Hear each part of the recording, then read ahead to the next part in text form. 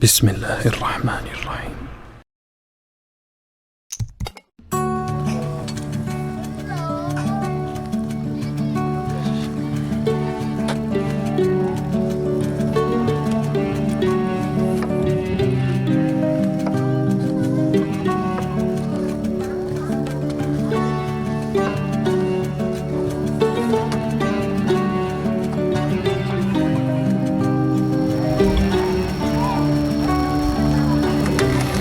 Assalamualaikum warahmatullahi wabarakatuh.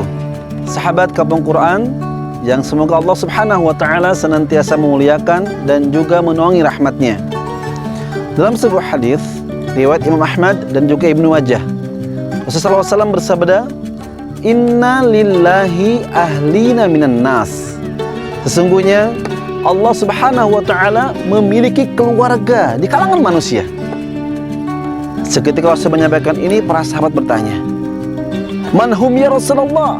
Siapakah mereka yang kau maksud keluarganya Allah itu, wahai Rasulullah?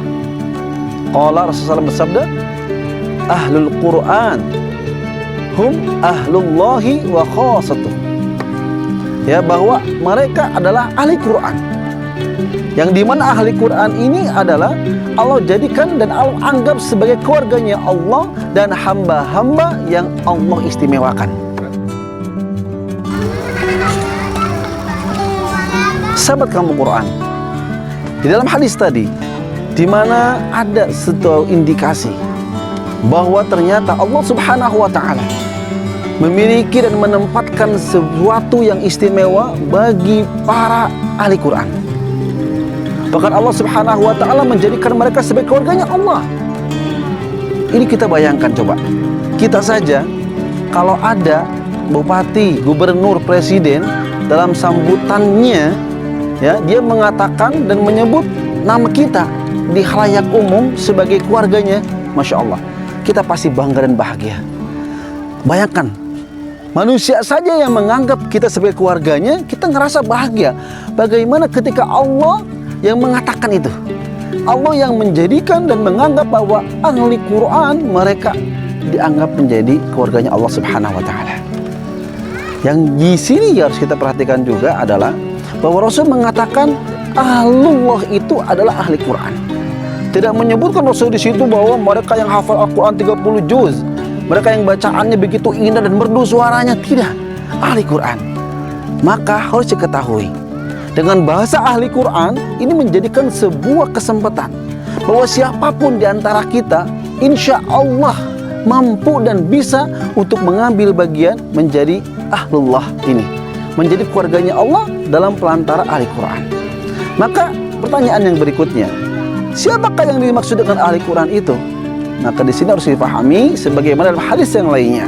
Rasulullah bersabda, Man qara'al Quran, barang siapa yang dia senantiasa membaca Al-Quran, fastadharahu, kemudian dia pun senantiasa menghafalkan setiap huruf, setiap kalimat, setiap ayat, setiap surat dalam Al-Quran tersebut, dan juga fahalla halalahu, dia menghalalkan apa-apa yang dihalalkan dalam Al-Quran, wa harrama haramahu, kemudian dia pun mengharamkan apa yang diharamkan dalam Al-Quran tersebut, adkhalahullahul jannah, maka Allah akan memasukkan dia ke dalam surga. Dari hadis ini menunjukkan bahwa ternyata gambaran ataupun penjelasan ahli Quran itu adalah orang yang senantiasa dia membaca Al-Quran. Tidak terpengaruh seberapa banyaknya bacaannya, tapi dia mendawamkan, mengistiqomahkan bacaan Al-Qurannya dan berusaha untuk belajar bagaimana membaca Al-Quran dengan benar. Yang kedua di sini adalah menghafalkan Al-Quran.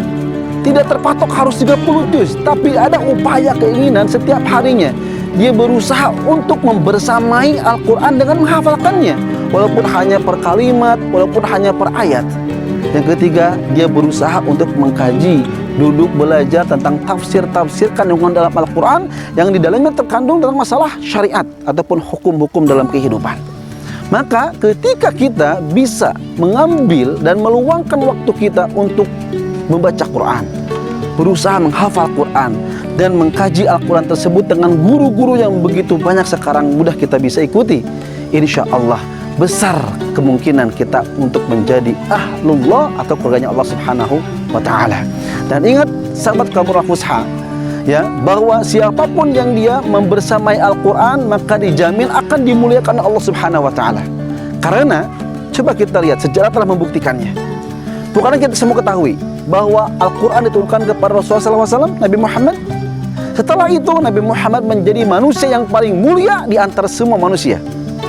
Al-Quran diturunkan melalui ataupun pelantaran malaikat Jibril. Setelah itu malaikat Jibril menjadi malaikat yang paling mulia di antara seluruh malaikat. Al-Quran diturunkan di Makkah dan juga Madinah.